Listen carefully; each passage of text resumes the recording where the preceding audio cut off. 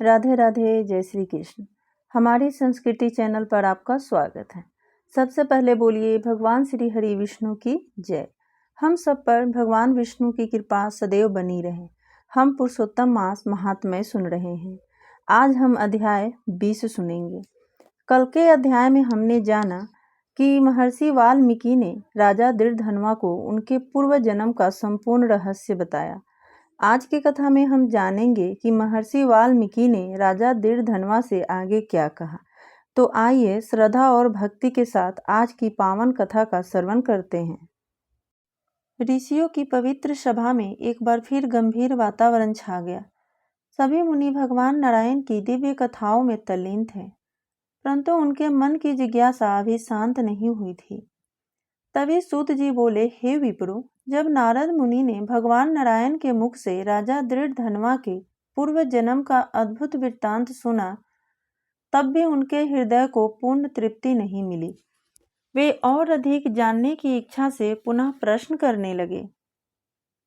नारद जी विनम्र होकर बोले, हे प्रभु, उस समय राजा दृढ़धनवा ने महर्षि वाल्मीकि से क्या कहा, कृपा करके विस्तार से बताइए। भगवान नारायण मुस्कुराए और बोले, हे नारद, अब तुम ध्यान पूर्वक सुनो।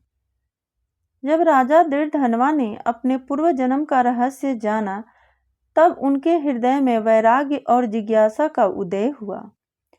वे महर्षि वाल्मीकि के चरणों में प्रणाम कर विनीत भाव से बोले, हे मुनिश्रेष्ठ, मुझे बताइए कि मोक्ष की इच्छा रखने वाले मनुष्य को पुरुषोत्तम मास का व्रत किस प्रकार करना चाहिए, कौन सा दान देना चाहिए और उसकी विधि क्या है।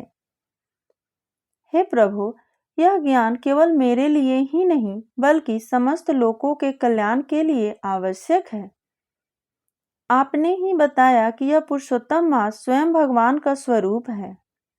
मैं पूर्व जन्म में सुदेव ब्राह्मण था और अनजाने में इस मास का पालन किया, जिसके प्रभाव से मेरा मृत पुत्र भी जीवित हो गया। किंतु हे मुनिवर, अब इस जन्म में मैं सब कुछ भूल गया हूँ, अतः कृपा करके इसकी संपूर्ण विधि पुनः बताइए। राजा के इन विनीत वचनों को सुनकर महर्षि वाल्मीकि अत्यंत प्रसन्न हुए।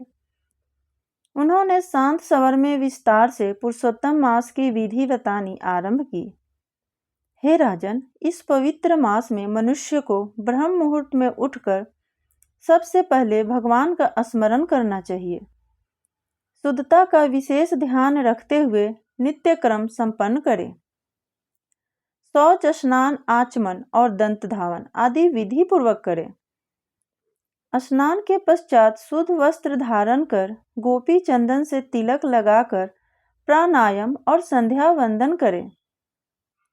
फिर एक पवित्र स्थान पर मंडप बनाकर कलश स्थापित करें और उसमें तीर्थों का आवाहन करें।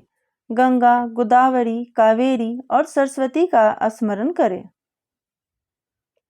इसके बाद श्रद्धा और भक्ति से भगवान पुरुषोत्तम की मूर्ति स्थापित कर विधि पूर्वक पूजा करें। गंध, अक्षत, पुष्प, दीप और नैवेद्य अर्पित करें।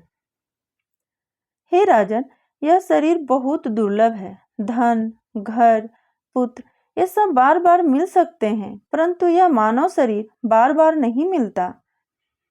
इसलिए इसे धर्म के लिए ही उपयोग करना चाहिए।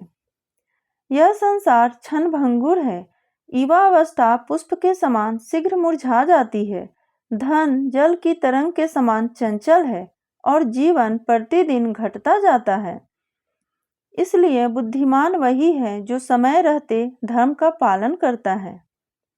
जब मन, धन और योग ये तीनों एक साथ मिल जाए, तब बिना विलंब किए दान और धर्म करना चाहिए। हे नृपश्रेष्ठ, इस पुरुषोत्तम मास का महत्व इतना महान है कि थोड़े से साधन से भी मनुष्य महान पुण्य प्राप्त कर सकता है। केवल स्नान, दान और भगवान विष्णु का स्मरण भी मनुष्य को बड़े बड़े संकटों से बचा लेता है। जैसे गंगा सभी नदियों में श्रेष्ठ है, वैसे ही सभी महीनों में पुरुषोत्तम मास सर्वोत्तम है। यह स्वयं भगवान का स्वरूप है, अतः श्रद्धा और भक्ति से इसकी पूजा करनी चाहिए। भगवान नारायण आगे बोले, हे नारद, इस प्रकार महर्षि वाल्मीकि ने राजा दृढ़धनवा को पुरुषोत्तम मास की संपूर्ण विधि और उसका गूढ़ रहस्य समझाया। जो मनुष्य इस संसार रूपी भयंकर सागर से पार होना चाहता है, उसे इस पवित्र मास में भगवान पुरुषोत्तम की भक्ति अवश्य करनी चाहिए। सूत जी ने कथा समाप्त करते हुए कहा, हे मुनियों, इस प्रकार यह पवित्र अध्याय समाप्त होता है। जो श्रद्धा से इसे सुनता या पढ़ता है, वह पापों से मुक्त होकर भगवान के परम धाम को प्राप्त करता है। आज का अध्याय यही समाप्त हुआ। आगे की कथा हम कल के अध्याय में सुनेंगे। दोस्तों, अगर आपको हमारा ये वीडियो पसंद आए तो लाइक और सब्सक्राइब जरूर कीजिएगा और कमेंट में जय श्री कृष्ण जरूर लिखिएगा। प्रेम से बोलिए, भगवान श्री हरि विष्णु की जय।